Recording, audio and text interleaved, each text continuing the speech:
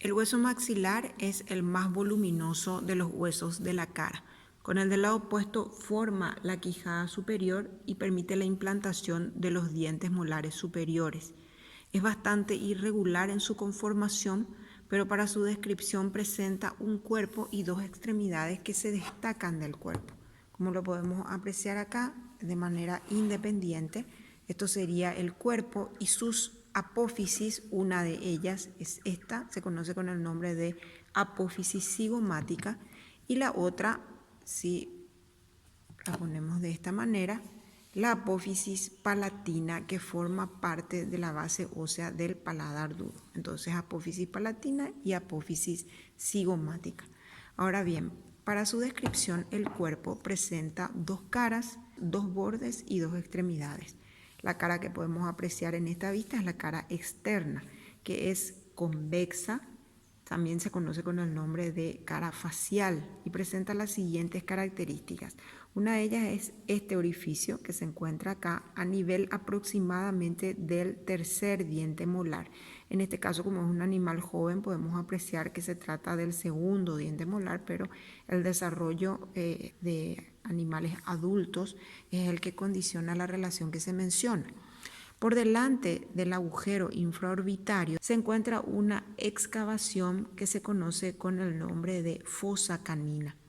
Inferiormente, la cresta facial, que ya habíamos mencionado, también está presente en el hueso cigomático y es homónima, y la presencia del conocido tubérculo facial. Próximo al borde inferior vemos unos relieves que son relieves alveolares producidos por los alveolos, y los alveolos no son más que las cavidades que alojan a los dientes molares. La cara interna del hueso maxilar es mucho más irregular que la externa. Se presenta excavada y aproximadamente a la mitad de la distancia entre el borde superior e inferior presenta una cresta que se denomina cresta maxilar. En esta cresta se inserta el cornete ventral. En esta pieza podemos apreciar que esa cresta es mucho más notable. Hay que decir que esta cara interna forma la mayor parte de la pared lateral de la cavidad nasal. La implantación del cornete en la cresta maxilar da lugar a la formación de dos espacios. Uno es inferior y otro es superior a esta implantación. El espacio inferior se conoce con el nombre de meato nasal inferior o ventral, mientras que el espacio que queda por encima del cornete que se implanta en la cresta se denomina meato nasal medio. En la parte posterior del espacio, que se conoce con el nombre de meato nasal medio, se encuentra el orificio rostral del canal nasolagrimal. Ustedes pueden ver el material introducido en ese orificio. Se continúa luego rostralmente por una depresión o un surco que se conoce con el nombre de surco lagrimal. Hay que entender que esa porción del conducto nasolagrimal se abre en la cavidad nasal. El origen, habíamos ya mencionado cuando estudiamos lagrimal, estaba representado por el saco lagrimal que se aloja en la fosa lagrimal, que forma parte de la superficie orbitaria del mismo hueso. El borde superior es dentado y se articula con el hueso nasal y también con la apófisis nasal del hueso incisivo. El borde inferior o alveolar presenta los alveolos dentarios, que son las cavidades que alojan a los dientes. Cada una de estas cavidades están separadas por tabiques que son conocidos como septums interalveolares. Rostralmente, el borde inferior no presenta alveolos, es una superficie que se encuentra desprovista de alveolos y se conoce con el nombre de barra o espacio interdentario, porque es un espacio que queda entre el primer diente molar y el diente canino, si existe, o bien el último diente incisivo. La extremidad rostral del cuerpo forma en su articulación con el hueso incisivo un espacio, una cavidad para alojar el diente canino en los individuos que presenten esta pieza dentaria, porque es una pieza inconstante en su presentación, sobre todo dependiendo del sexo. La extremidad posterior presenta un área que es rugosa por detrás del último diente molar, se conoce con el nombre de tuberosidad maxilar. Medialmente de la tuberosidad maxilar, hablando siempre de la extremidad posterior del hueso, se encuentra una fosa que se conoce con el nombre de fosa pterigopalatina. Es una de las cavidades externas de la cabeza, es bastante estrecha y también entran en su constitución otros huesos como por ejemplo el palatino, principalmente la lámina perpendicular. Entre la fosa pterigopalatina y la tuberosidad maxilar existe un conjunto de orificios que se conoce con el nombre de hiato maxilar.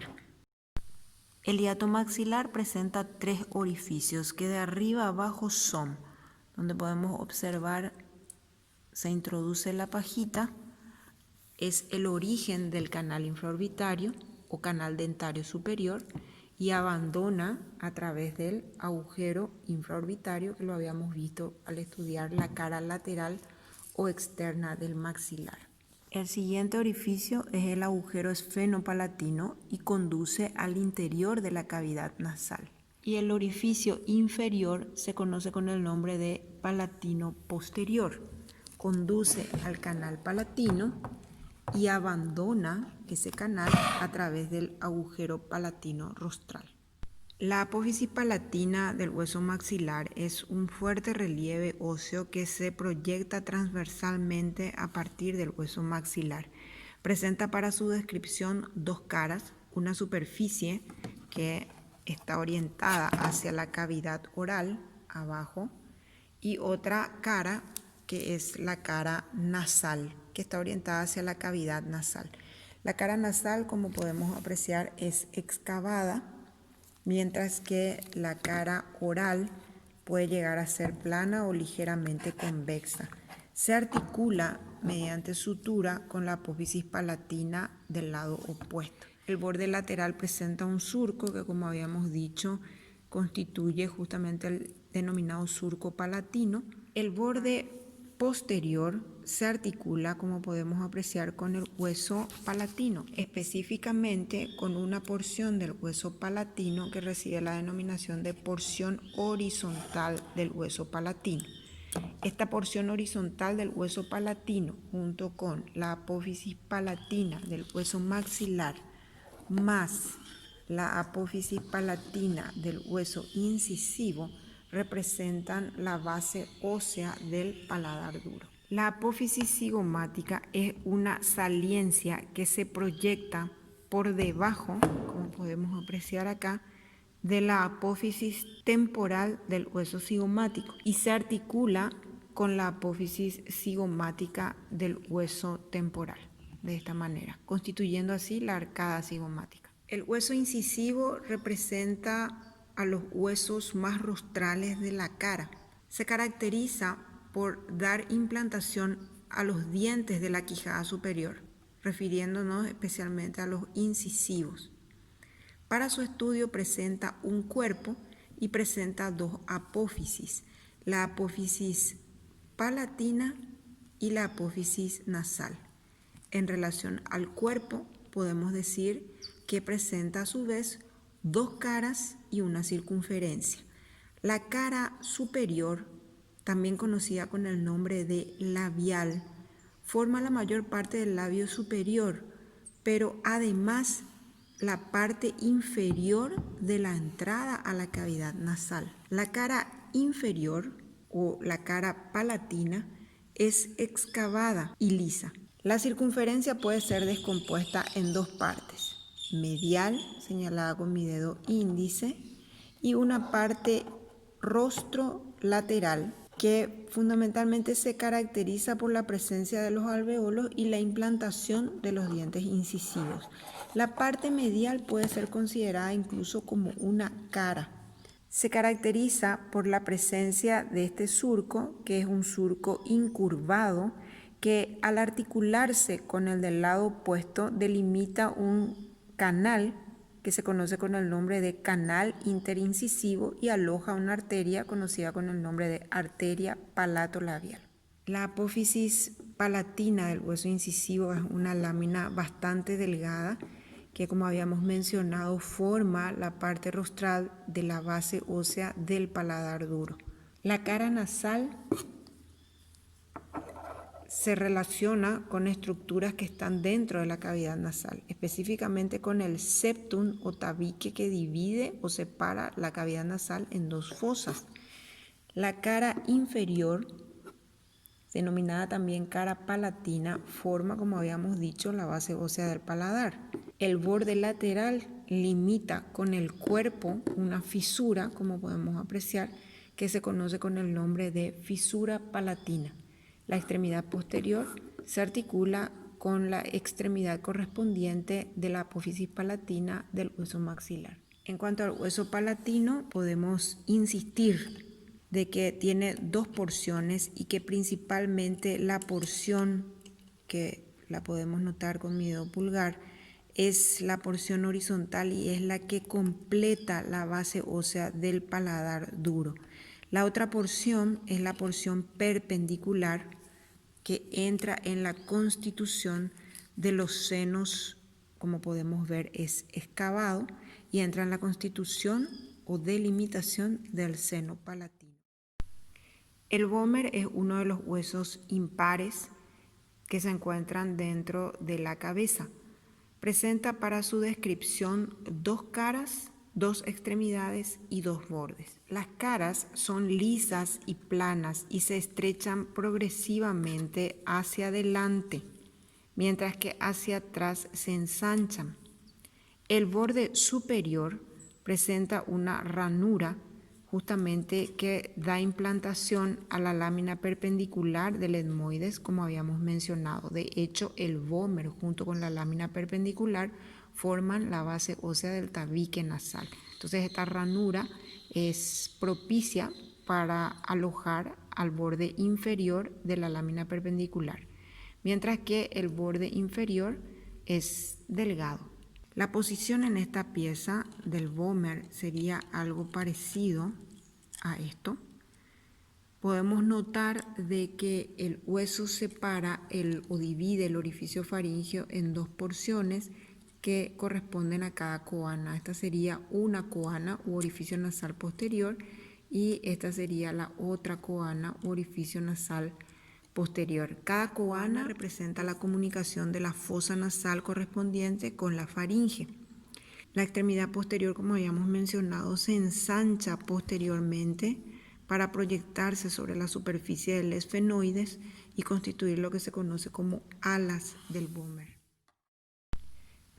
La mandíbula es uno de los huesos más voluminosos de la cabeza, forma parte de los huesos faciales y es impar.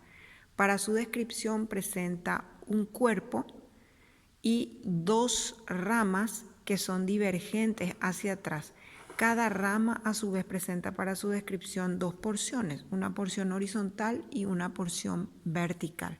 En relación al cuerpo podemos mencionar que presta implantación a los dientes incisivos.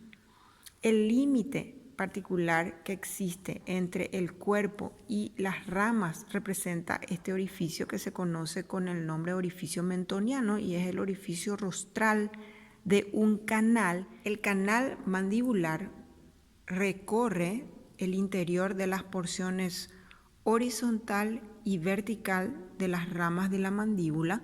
Se origina atrás en un orificio que se conoce con el nombre de orificio mandibular, que representa la entrada posterior al canal.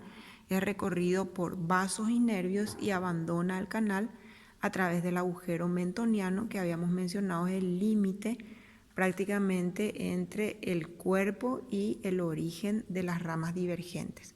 Como podemos apreciar, el borde superior de la porción horizontal es grueso y da implantación a través de los alveolos a los dientes molares o de la quijada inferior. Es importante destacar que el borde inferior de la porción horizontal es redondeado y es grueso en animales jóvenes, mientras que en animales gerontes o adultos se va volviendo fino y cortante. También podemos notar varias superficies o líneas rugosas en la porción vertical de la rama de la mandíbula de cada lado.